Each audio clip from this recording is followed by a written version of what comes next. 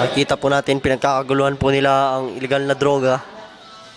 Kitang-kita nyo na sa loob ng classroom ay may nagaganap na saklaan.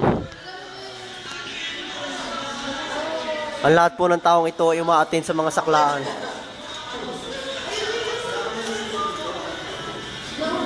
Napakatindi po. Tutok na tutok ay Diyos ko, nakakatakot po. Tinatalo yung kalaban. Kabit?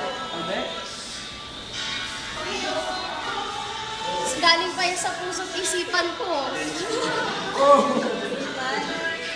Kaya mo naman nakakabang ito. Paano mimili ako sa sorry. Yay! Kita po natin ang sakla ang nagaganap dito at napaka-illegal po ng nangyayaring ito. Kikita niyo po ang illegal na taong ito na nagdodoktor ng mga papeles.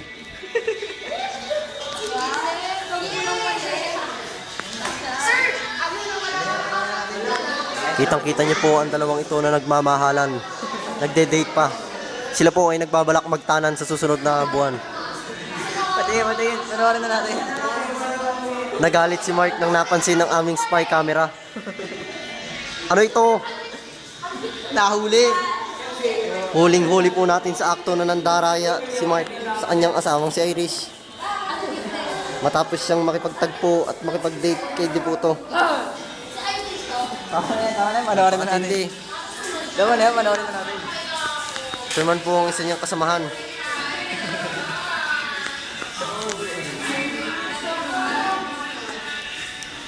Kitang-kita po natin sa akto ang pandaraya ang ginagawa ng asawa ni Irish na si Mark.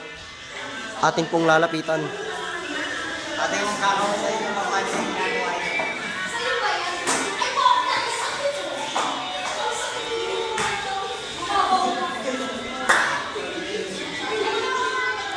Napakagwapo, di ba ho mga kaibigan?